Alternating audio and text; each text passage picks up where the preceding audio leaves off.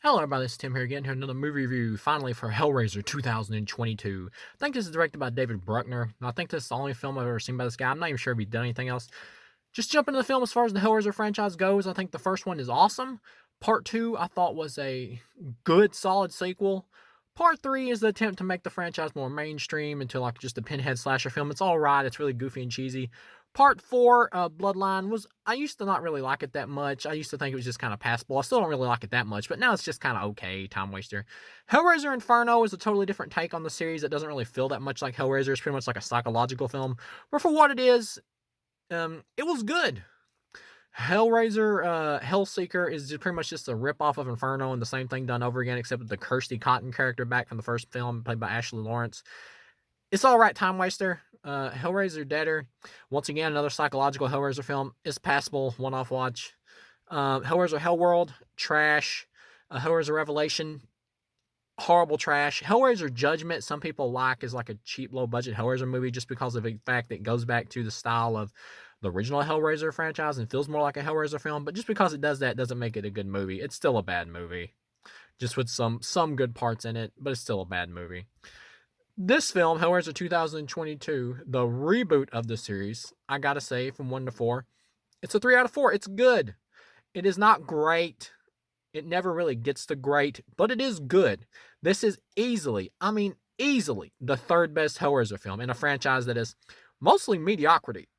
Sorry with that cough right there, but yeah, most of these suck ass, or they're just mediocre. This is easily the third best, like, actual legit filling Hellraiser film of the series. So it would go 1, Hellraiser Hellbound, number 2, then this one. Easily top 3, these 3. This film is not great. The first act and stuff does really lag.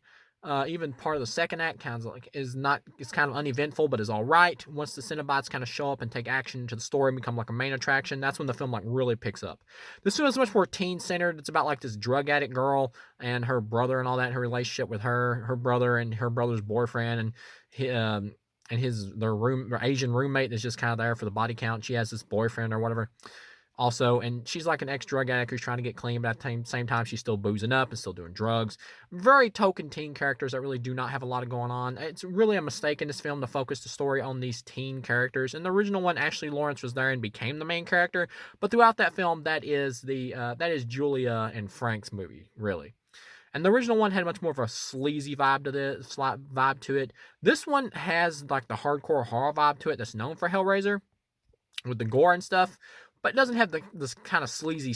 It doesn't have as much of the sleazy sexual aspect. Like what I'm getting at is you see some male nudity in here, like man ass and everything, but you don't really see any titties from the chick. Like the drug addict girl who's the main character has her boyfriend. She has sex like multiple times, and it almost feels like it's just kind of thrown in there just to say, yeah, we're a Hellraiser. We're not afraid to have some hardcore sex, but you never see her titties, which is weird for a Hellraiser film.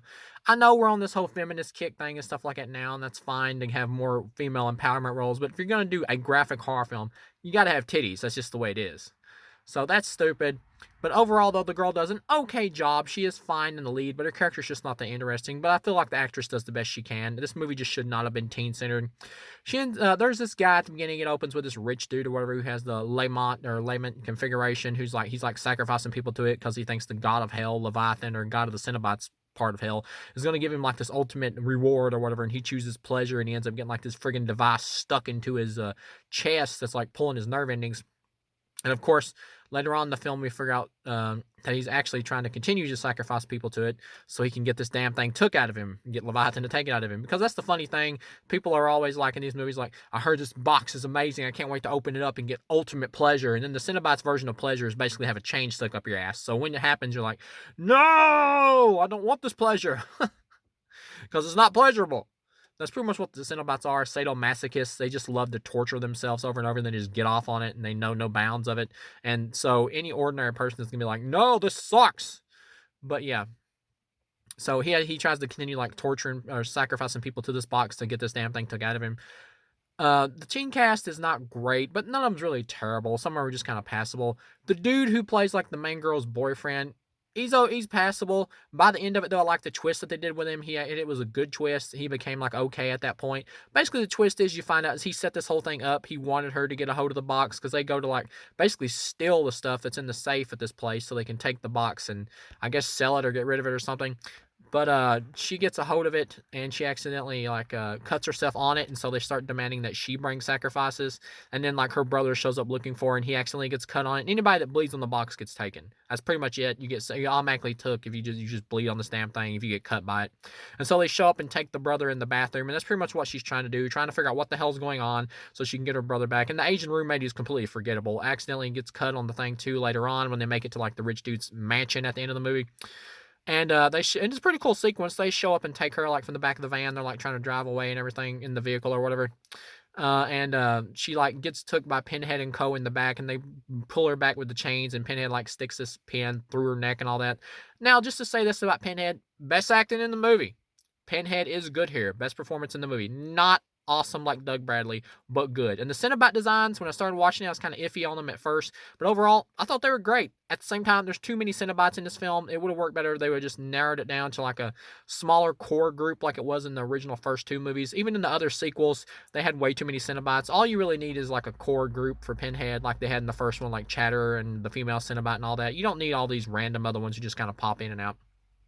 They're just there for no reason. You don't need them. And the rich dude, of course, actually has this plan at the end where the guy who is the boyfriend, he's paying him to like get all these people together so he can sacrifice him to it so he can get the Leviathan thing to like take this thing out of his chest. And he actually has the place rigged up as like a fortress to like close the doors and everything like that so he can like lock the Cenobites inside and trap them and demand an audience with Leviathan so he'll take the thing out of his chest. Which is kind of funny because in the original movies, Pinhead was like kind of all powerful. Here, Pinhead is much more scaled back to a subordinate. And that makes him kind of less intimidating, but at the same time, the actor still does a good solid job as his version of Pinhead, especially when they speak. The voice is like a little bit digitized, but it really works here, and it's much more kind of like a seductive Pinhead here instead of just an "I am pain" in your face kind of Pinhead. And it works here. It does. Pinhead's best acting in this movie. Jamie Clayton does a good job here. I would even say she does a great job if you don't compare it to Doug Bradley. But overall, compared to Doug Bradley, it's a good solid performance. But yeah, it is funny that Pinhead like can't get through a door. That is kind of funny. But yeah, once you get past that, I mean, if you think about it, they have to give the characters some limitations in their powers. But yeah, the Chatter Cinnabot actually gets stabbed or whatever by the girl because it's trying to like grab him, and anything that gets stabbed and bleeds on the box gets taken by the Cinnabot. So even if it's another Cinnabot, so she stabs the Chatter Cinnabot with it, and so the other Cinnabots kill it by ripping it apart with chains. And Pinhead's the leader, and at the end they talk to the dude or whatever who's like the rich guy, and they're like, "Oh, perhaps we were wrong about you. You want power. You can receive the ultimate gift that Leviathan can give." And he gets like zapped up into the Leviathan thing, and the girl's like talking to the Cenobites or whatever since she's the only one left, and she ends up stabbing the dude who was her boyfriend, who apparently had her set up this whole time, and betrayed her, and caused their brother to get taken by the Cenobites. And she stabs him with the box, which he pretty much deserves. But he gets sent to hell, which realistically probably would have went there anyway if heaven and hell exists in this universe because of what he's done. But he gets took to hell, and the Cenobites are like, "You've sacrificed all these people. Claim your prize from Leviathan," which is weird here because you can just like if you just like bleed on this thing, the Cenobites like automatically just kind of make a deal with you at first if you're the first person to do it in a long time, so they can get more people sacrificed to it. But in the old movies, they would just kind of just take you. They wouldn't really make a deal unless you just like screamed out, "I want to make a deal." Here, that's like just like the automatic first thing they do. But they try to tempt her to like ask to get her brother back, but she knows that the Cenobites would screw her over, because that's what the dude, the rich guy, even said to her. Like the Cenobites, they act like they are going to give you something amazing, but it's shit. Just like this thing sticking out of my chest, this device that's pulling my nerve endings and putting me in constant pain. So it's like, yeah, she knows that they're just going to trick her. Even if her brother comes back, there would be something wrong with him. It would be something horrible or whatever. So she's like, "My brother's dead and he's not coming back." And she just accepts it and doesn't want anything from him. And so that's how it ends, with them just disappearing and vanishing. And she walks off, and it's her and her brother's boyfriend's the only ones that's left. And she's like talking to him, and he's like, I hope you made the right choice." And she doesn't say anything, which, kind of still leaves it off on that note where it's like she's questioning, should she have asked for her brother back? Even though we do know it would not have worked out. Sorry about that light again there. I'm doing this in my vehicle. But yeah, even though we know it would not have worked out. And so the movie ends when we see like the dude or whatever at the beginning of the movie, and the rich guy that they end up taking, Pinhead and company takes at the end and gets pulled up into Leviathan. He's being like torn apart, and they're transforming him into a Cenobite, which is interesting because in the original movies, like in Hellraiser 2, it's pretty much alluded to that the Cenobites didn't know they were used to be human, but here it's like they kind of do know that they used to be human, or maybe they just don't know what the ultimate prize is from Leviathan. Anyway, he's being turned into a Cenobite, and that's how the movie ends. Cut the credits. Overall, 3 out of 4, good effort, not a great reboot, but a good one. I was really hoping this film would have redone like the novel. Like if you read Clive Barker's novel, The Hellbound Heart or whatever, it is a lot different from the movie that he ended up making out of it based off of it, and they couldn't just readapted that novel and did a new version of that, and that would have worked. Here they choose not to do that, and it's not as interesting as I would have wanted it to be if it was an adaptation of that novel. But overall, it's a good effort. This is a good reboot. It's easily the third best Hellraiser film. Easily, not even a contest.